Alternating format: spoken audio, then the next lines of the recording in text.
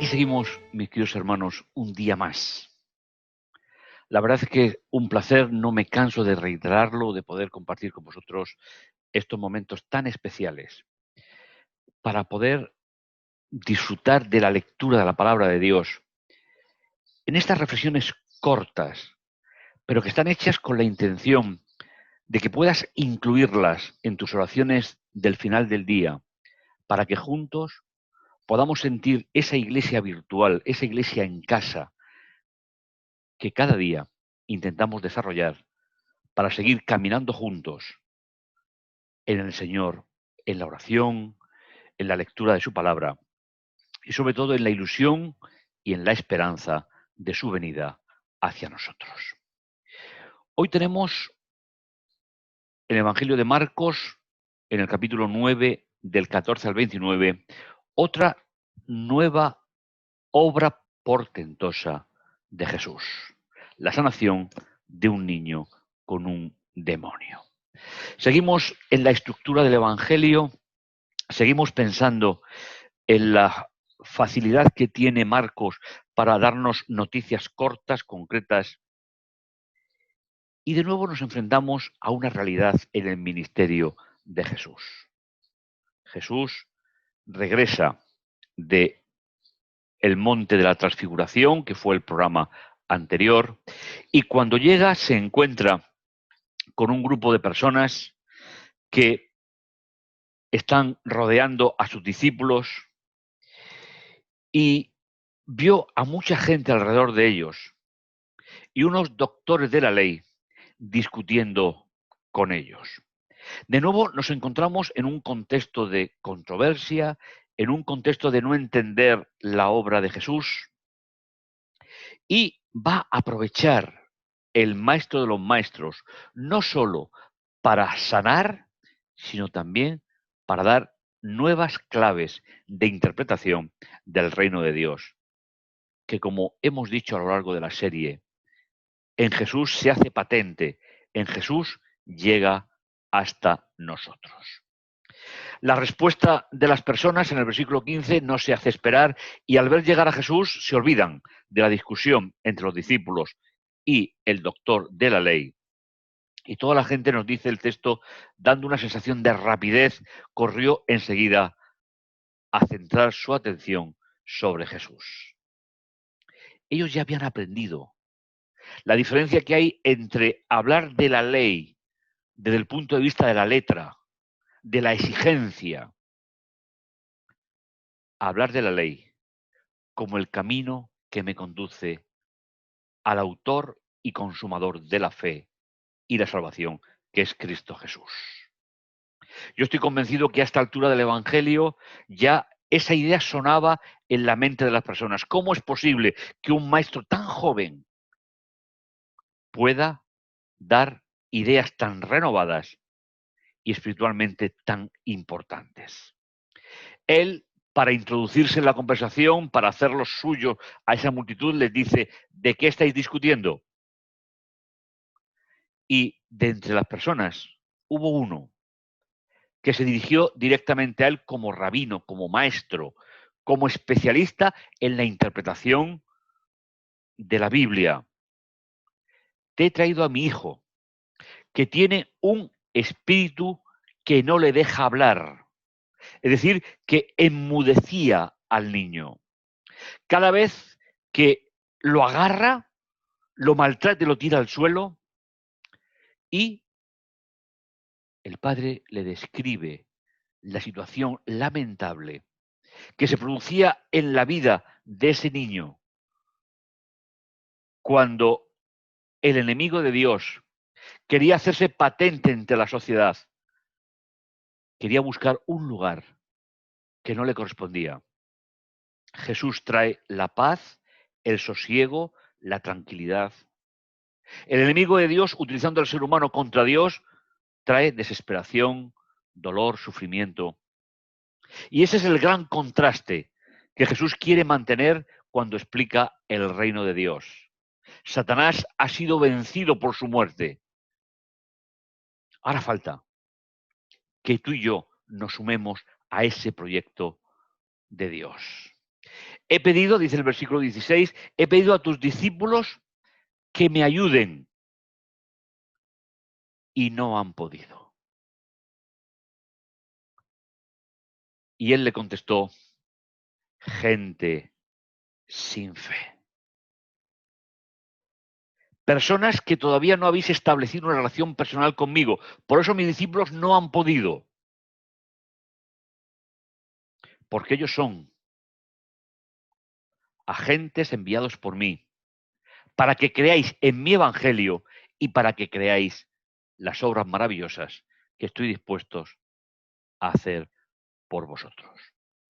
Jesús, al contestarle de esta manera, les está diciendo que hay una diferencia entre los discípulos y él, y que los discípulos solamente pueden actuar si la persona cree en el ministerio de Jesús y cree quién es Jesús y cree en el reino inaugurado por él. Dice, ¿hasta cuándo tendré que estar entre vosotros? ¿Hasta cuándo tendré que averiguar diariamente vuestra falta de comprensión de mi ministerio? Traedlo.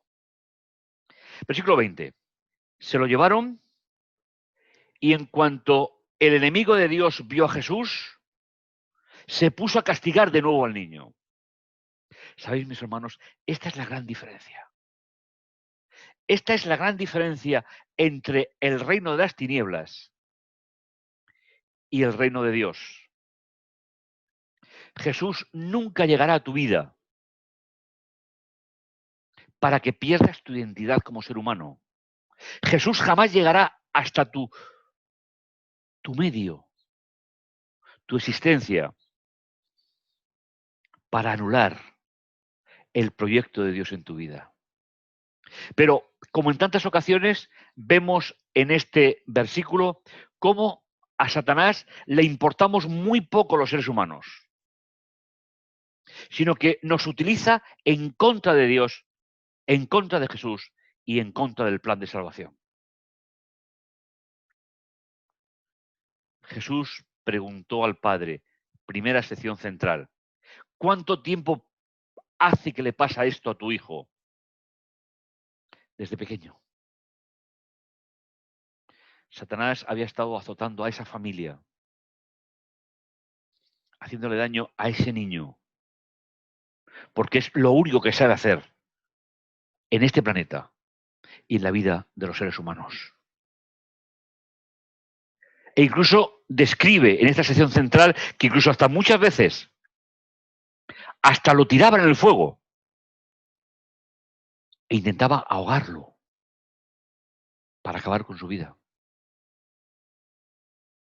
El reino de las tinieblas, mis hermanos, es un reino de sufrimiento.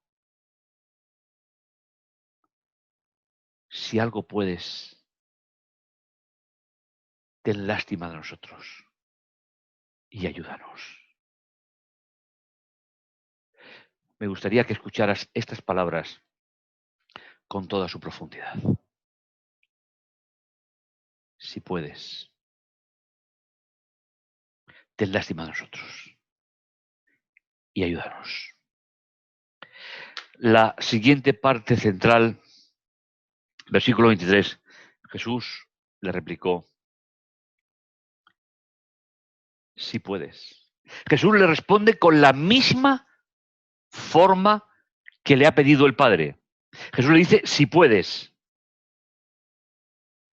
Ese si puedes. Todo es posible para el que reconoce que soy el Mesías, que establece una relación personal conmigo. Ese es el sentido de piscis, de fe en la Biblia. Sin establecer esa relación conmigo, ni mis discípulos pueden hacer nada. Ni Jesús se limita en hacer para que no entiendan mal sus actuaciones. Entonces el padre del muchacho gritó, he establecido una relación contigo, ayúdame tú en lo que me falte. Aquí está la enseñanza de esta parte. A veces los seres humanos entendemos un prototipo único de fe Y medimos la fe por diferentes parámetros según nuestras concepciones. Pero lo que tú tienes que hacer y lo que yo tengo que hacer no es desarrollar la fe, es permitir que Jesús complete cada día lo que te falte. Porque la relación con Jesús es un proceso, no es un instante. Y este hombre le pide, yo restablezco una relación contigo, hasta donde llego, hasta donde puedo. Llena tú lo que me falte. Y esa fue la clave de esta obra prodigiosa de Jesús en aquel día. Jesús, al ver que acudía la gente, corriendo ordenó al espíritu de Satanás, espíritu mudo y sordo, yo te ordeno, sal de él y no vuelvas a entrar.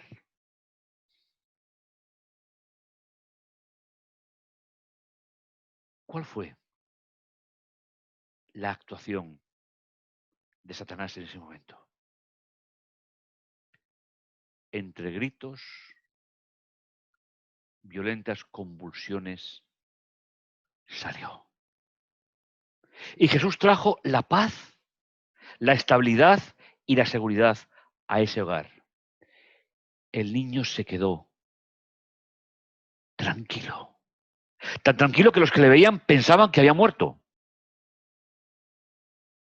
Y así se expresó el gentío que estaba alrededor de Jesús. Pero Jesús lo levantó tomándolo de la mano y el niño se puso en pie. Y al entrar en casa, sus discípulos le preguntaron aparte, ¿por qué no hemos podido echar nosotros? Y él le respondió,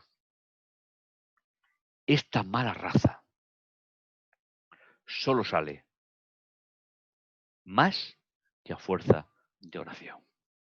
Jesús les está diciendo que cuando hagan esas obras prodigiosas en representación de Jesús, el destinatario tiene que creer que Jesús es el Salvador. El destinatario tiene que creer que Jesús es el Redentor. La religión bíblica, mis hermanos, no es una religión mágica. No se basa en experimentos. Se basa en relaciones personales. Y antes de orar en este día, yo te invito a que pongas en Jesús toda tu esperanza. Que pongas en Jesús todo lo que necesitas.